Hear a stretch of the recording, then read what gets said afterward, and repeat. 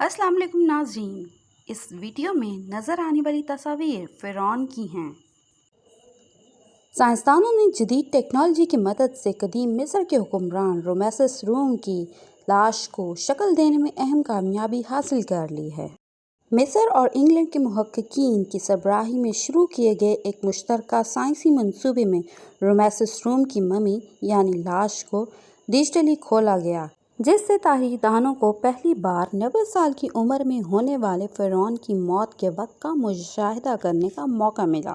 انہوں نے بتایا کہ مختلف آبادیوں اور نسلوں کے چہرے کے مختلف علاقوں بشمول پیشانی، ناک وغیرہ کی مختلف اوسط پیمائش ہوتی ہے۔